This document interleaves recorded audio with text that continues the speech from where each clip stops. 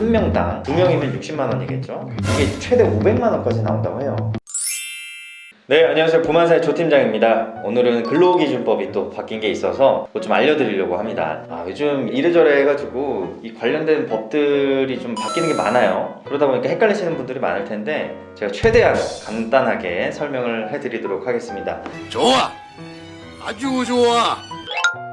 일단 지금까지 우리 알바들 월급 줄 때는 월급일에 맞춰서 주고 끝이었잖아요. 그런데 지금부터는 월급을 줄 때 의무적으로 급여 명세서도 같이 제공을 해줘야 됩니다. 지난 4월에 임금 명세서 교부를 의무로 해야 된다라는 내용의 근로기준법이 국회를 통과를 했어요. 그래서 11월 19일부터 이제부터는 의무적으로 줘야 되는 시기가 왔습니다. 만약에 근무자에게 이런 급여 명세서를 의무적으로 제공을 안 하면 1차는 과태료가 30만 원입니다. 한 명당 2명이면 60만 원이겠죠. 그리고 2차는 50만 원, 3차는 100만 원인데 이게 최대 500만 원까지 나온다고 해요. 그래서 근로자당이고 최대 500만 원까지 나온다. 그러면 이제 이걸 열심히 보내줘야 되는데 매월마다 어떻게 보내냐. 나라에서 이 정확한 이 필수 항목들을 명시를 해줬어요. 총 6가지로 나눠볼 수 있습니다. 크게. 첫 번째는 근로자 정보입니다. 뭐 성명이나 생년월일 이런 것들이 들어가야겠죠.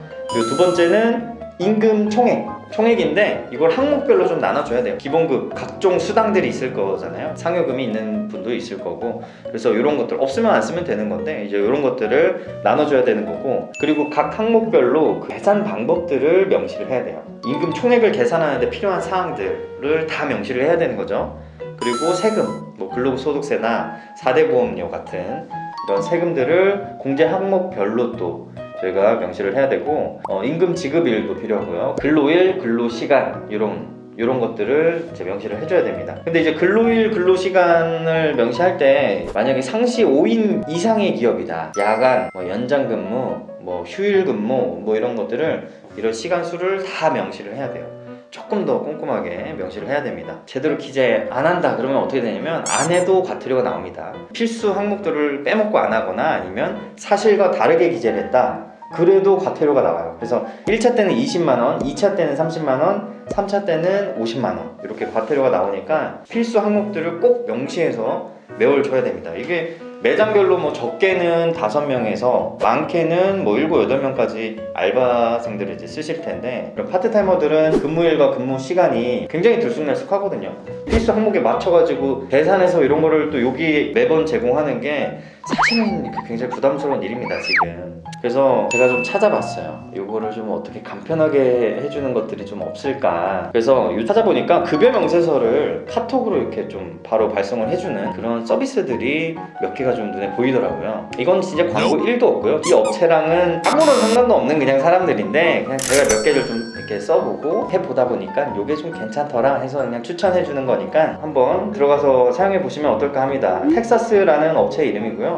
당연히 무료 서비스입니다. 이분들도 당연히 먹고 사는 기업이니까 뭔가 수익 구조가 있을 텐데 아직은 수익 구조가 없어 보여요. 그런데 언젠가는 유료로 바뀔 수도 있다는 거겠죠. 그런데 현재까지는 일단 무료 서비스입니다. 그리고 직원들 급여와 근무일 수가 일정하면 급여날 정해져 있잖아요.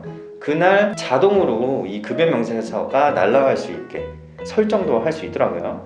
그리고 이제 저희 알바생들 관리하는 사업자랑 같은 경우는 이제 근무자마다 매달 근무일하고 이런 게 달라지잖아요.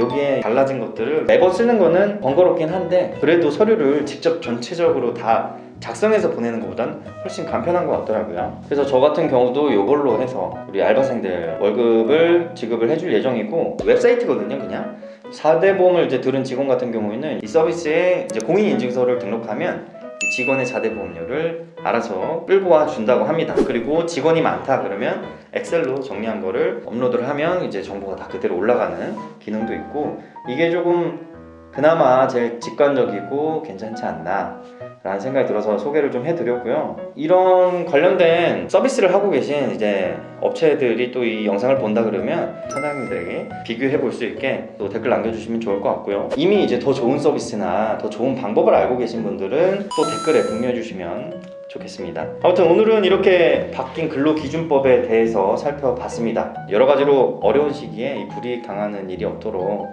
잘 챙기시면서 운영하시길 바라겠습니다. 감사합니다.